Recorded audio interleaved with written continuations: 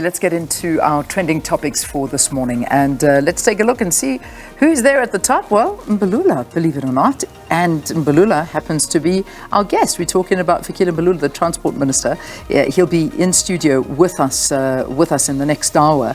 But the reality is that I think this is an article that stemmed from the weekend, saying that it says here that Mbalula throws down the gauntlet. Jacob Zuma should step aside.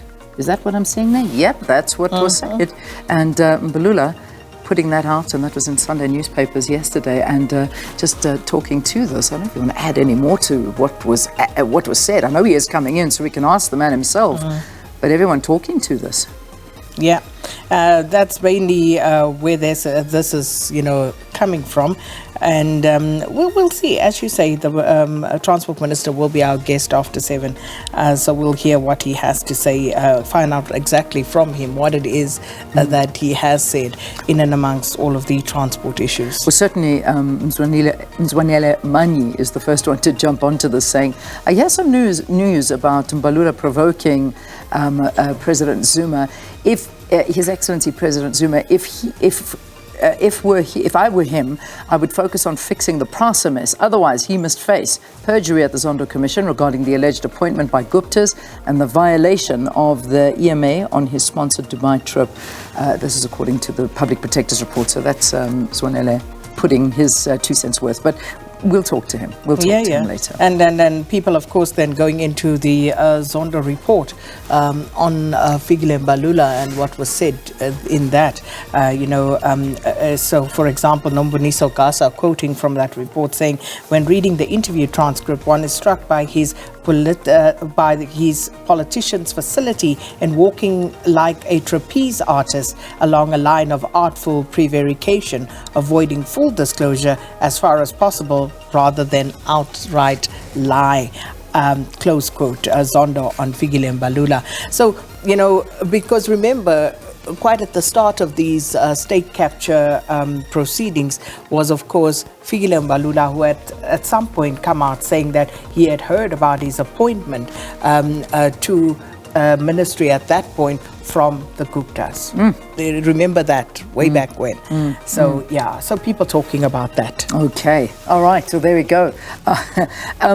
Lucky Montana, also one of the trending topics now, and this of course all having to do with PRASA. Let me just bring up what it is that people are speaking to and speaking about right now. But Lucky Montana just saying government celebrates 100 locally manufactured trains. As we celebrate the 100th train set, we recognize the milestone as a giant leap towards affordable integrated public transport network. Massive testimony to government's ambitious rail policy plans. And that was tweeted, and then people are just saying that is thanks to the legacy of Lucky Montana during those so-called 9 wasted years. That's what people are saying. Another one saying, did they thank Lucky Montana for his great vision of tall trains that were executed so well? We remember the tall train story. And yeah, that's kind of all talking about it. It's the government, and specifically Mbalula's department, celebrating new trains, and South Africans thanking Lucky Montana for me. So yeah, that's the story. Yeah, okay. So moving on to the next one, Lebo M. I think he's getting married again. Again. Yes, that was the whole thing. Okay. Is it someone... He got married or getting married again? I think he's getting married again. I just heard somebody saying that, he got married again. You got married again. How many times has Lebo been married now? I don't know. Several times. Several times. Sure. Wait, I'm looking here. Hold on. This was the one thing I did see. It said getting married for the umpteenth time. In Sunday World yesterday. And then somebody replying and saying, every woman who gets into a relationship with Lebo M is guaranteed of 2 things, marriage and divorce. Yeah. So the woman he's getting married to is pretty. I'm sure she's beautiful. Yeah. I'm sure she's she must be very, very nice. Yeah. Angela Ngani Kasara. She's beautiful. She is very, very nice. Yeah. Okay. All right. His Lebo third M. wife rekindles his love with the... Hang on, wait. Is it... No, this was a while ago. Okay, no. This was from a screenshot from a while ago. It takes some doing to keep up here. No, I know there's a lot to go through. If you don't mind, we will file this one, do our research, and we'll come back to you on what number. That much I seem to have determined. Yeah, we've got that, but I don't know if that's the latest one or if that was the one from 2020. Yeah. Anyway, okay. So Kyrgios. Gee whiz, I was asking Vusiwe if she saw this. I know. Did you see the match between Tsitsipas and Kyrgios? I was dealing with load shedding. Yes, I missed this, but on a serious note, I know. Because I actually did watch some of the other game between the two youngsters. Sinner a glimpse and, into the future between Sinner and so nice.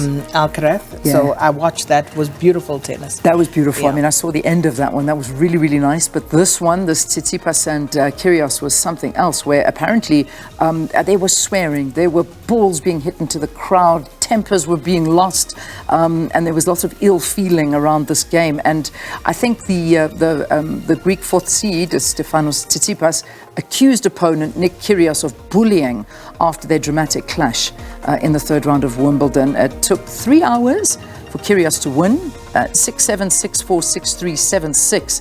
But there was, even afterwards at the press conference, in the change rooms, this carried on, and it was just terrible. So yeah, and this was just a few days after being fined $10,000 for spitting at a fan during the first round. This was Kyrgios. So, and then he swore on court. So yeah, just unruly behavior happening there. And well, that was that's the Nick talk of the Kyrgios town. being himself on every other day. That's it. And all right, the final one, Durban July. And I think people just very happy to be able to get out to the Durban July and dress up. And apparently most people miss the theme. What was it? Something about honey? Show me the honey. Show me the honey. Yeah, show me the honey. What does that mean, by the way? I don't know what it means, but can I forget about Show Me the Honey? Can we talk about what I did on Wednesday during the broadcast? Because I would like to blow my little trumpet here. So I know nothing. What I know about horses is very scary, okay? But in the broadcast on Friday, and not on Friday, on Wednesday, there was a clip. So I was speaking to the guys from Hollywood Bets or something, and I was asking them who their favorites for the race is and who do you think's going to win and whatever. So one of the guys I was chatting to said, listen, pretty much so, put everything aside, look at a name that you like, choose it, and that's the one. So looked at the names, and there and then I said, Sparkling Water. I said, this is the one that's going to win. And I did a disclaimer. I said, guys, I know nothing about horses, but if I had to go by a name, that's the horse that's going to win. Who won? Sparkling Water. I don't know. Okay. And asked me, did I put money on it? No. No, I didn't. Yeah. But yeah. Anyway. That kind of, so I know, it was a bad ending to a good story. Yeah. But that was it. Unfortunately, hopefully you listened and bet on Sparkling Water. But of course, the fashion also coming in for all sorts of comment from the July. But yeah, that's where we'll leave it. All right, there we go.